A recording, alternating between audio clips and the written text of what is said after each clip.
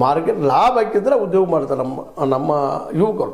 ಈಗ ಕೃಷಿಯಲ್ಲಿ ಲಾಭ ಇಲ್ಲ, ಅದಕ್ಕಾಗಿ ಬರೀ ಸಾಲ ತೆಗೆದು ಬಡ್ಡಿ ಮುಗಿದು ಹೋಗುವಂಥ ಸ್ಥಿತಿಗೆ ಮಾತ್ರ ಅದು ಕಬ್ಬು ಬೆಳೆಗಾರರು.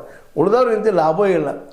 ಮಟ್ಟಿಗೆ ಅದಿನಂತಲ್ಲ, ಒಂದು ದೊಡ್ಡಕ್ಕೆ ಒಂದು ಸೀರೆಗೆ ಒಂದು ಮೇಲೆ ಅಂಗಿಗೆ ಇಷ್ಟಕ್ಕೆ ಬಂದಿತ್ತಂಥ ಪರಿಸ್ಥಿತಿ ರೈತರದಾಗ್ಯದ. ಇನ್ನುಳಿದ ದಲಿತರು, ಹಿಂದುಳಿದವರು, ಅದೇ ಕಾಲಕ್ಕೆ ಮತ್ತು ಆದಿವಾಸಿಗಳ ಬದುಕು ದುಡಿದು ತಿನ್ನೋದು ಕೂಲಿಕಾರರಾಗಿ ಹೋಗ್ಬಿಟ್ಟಾರೆ. ಹೀಗಾಗಿ ಅವ್ರಿಗೆಲ್ಲ ಚಲೋ ಒಂದು ಒಳ್ಳೆಯ ಉದ್ಯೋಗ ಹೋಗುವಂಥದ್ದು, ಲಾಭ ಉದ್ಯೋಗ ಸಿಗ್ತಪ್ಪ ಅಂದ್ರೆ ಕಾಂಗ್ರೆಸ್ಸು ಬೆಳೀತದೆ ಮತ್ತು ಕಾಂಗ್ರೆಸ್ ಸ್ಥಾನ ಬೆಳೀತದೆ. ಅದಕ್ಕೆ ಸೇವಾದಳಗಳ ಇನ್ನಷ್ಟು ಒಂದು ಸ್ವಲ್ಪ ಆಸಕ್ತಿ ವಹಿಸೋ ಜೊತೆಗೆ ಈ ರೈತ ಇವತ್ತು ನಬ್ಸ್ ಅಂತೀವಿ ನಾವು, ಅಂದ್ರೆ ನರಗಳನ್ನು ಕಂಡುಹಿಡಿದಂಥ ರಾಹುಲ್ ಗಾಂಧಿಯವರು. ಮಧ್ಯದ ರೈತರು, ಎರಡನೇದಾಗೆ ಏನಪ್ಪ ಅಂತಂದ್ರೆ ಹಿಂದುಳಿದವರು, ದಲಿತರು ಮತ್ತು ಆದಿವಾಸಿಗಳು ಮತ್ತು ಮೈನಾರಿಟೀಸ್ ವಿಶ್ವಾಸ ತೆಗೆದುಕೊಂಡ್ರೆ ಮುಂಬರುವ ದಿನಗಳಲ್ಲಿ ಅಧಿಕಾರವನ್ನು ಮರಳಿ ಪಡೆಯುವ ಸಾಧ್ಯತೆಗಳಿದ್ದಾವೆ ಅನ್ನೋದು ಅಷ್ಟೇ ಸತ್ಯದ. ಯಾಕಂದ್ರೆ ಎಂಥ ಬಾಬ್ರಿ ಮಸೀದ್ ಬಿದ್ದಾವು ಸಹಿತ ಅವ್ರು ಗಮನ ಮಾಡೋಕ್ಕೆ ಆಗಿಲ್ಲ. ಯಾವಾಗ ಅಭಿವೃದ್ಧಿ ಹೆಸರು ಹೇಳ್ಕೊಂಡು ನಮ್ಮ ಮೋದಿಯವರು ಇವತ್ತು ಮೆಜಾರಿಟಿ ಮಾಡ್ಕೊಂಡಿದ್ದಾರೆ. ಅದು ಎಲ್ಲಿ ಅಭಿವೃದ್ಧಿ ಇದು ಮಾಡಲಿಕ್ಕೆ ಆಗಿಲ್ಲ ಅವ್ರಿಗೆ. ಯಾಕಂದ್ರೆ 2 ಕೋಟಿ ಉದ್ಯೋಗ ಕೊಡೋಕ್ಕಾಗಿಲ್ಲ, ಪ್ರತಿ ಏನಪ್ಪ ಬಡವಗೆ 15 ಲಕ್ಷ ರೂಪಾಯಿ ಕೊಡುವಂಥ ಶಕ್ತಿನೂ ಆಗಿಲ್ಲ. ಬೇರೆ ಕೊನೆಗೆ ಜುಮ್ಲಾ ಅಂತಿದ್ದಾರೆ, ಅದನ್ನು ಸಾಧ್ಯ ಮಾಡಿ ತೋರಿಸಿದ್ದಾರೆ.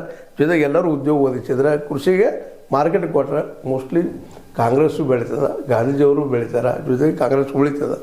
ಮತ್ತು ರಾಹುಲ್ರಲ್ಲಿ ಬರ್ತಾ ಇದ್ದಾವೆ, ನೋಡ್ತಾ ಇದ್ದೀವಿ.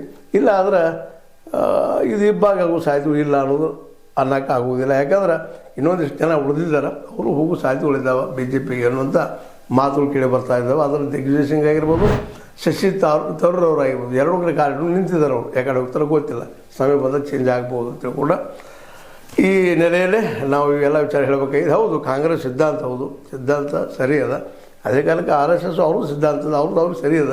ಆದರೆ ಅದು ಕೂಡಿ ಬದುಕೋಗಿಂತಲೂ ಜಗಳಾಡಿ ಬದುಕುವಂಥ ಬುಲ್ಡೋಜರ್ ಸಂಸ್ಕೃತಿ ಅಂತ ಒಂದು ಸಿದ್ಧಾಂತ ಇರೋದರಿಂದ ನಾವು ಅಂದರೆ ನಮ್ಮ ಗಾಂಧೀಜಿಯವ್ರ ನೆಲಗಟ್ಟಿನಲ್ಲಿ ಕಾಂಗ್ರೆಸ್ಸನ್ನು ಮರಳಿ ಕಟ್ಟಿದರೆ ಹೊಸ ಜೀವ ಬರ್ತದೆ, ಅದಕ್ಕೆ ಸಾವಿಲ್ಲ ಅನ್ನೋದು ಅಷ್ಟು ಸತ್ಯ ಅಂತ ಹೇಳ್ತಾ, ಇದು ನಿಮ್ಮ ಲೈಕ್ ಆಗಿರ್ಬೋದು. ಲೈಕ್ ಮಾಡಿ, ಶೇರ್ ಮಾಡಿ, ಕಮೆಂಟ್ ಮಾಡಿ, ಜೊತೆಗೆ ಸಬ್ಸ್ಕ್ರೈಬ್ ನಿಲ್ಲಿಸ್ಬೋದು. H60 ನ್ಯೂಸ್ ಅರ್ಥ ಸತ್ಯದ ಕೈಗಂಡಿ ವಂದನೆಗಳು.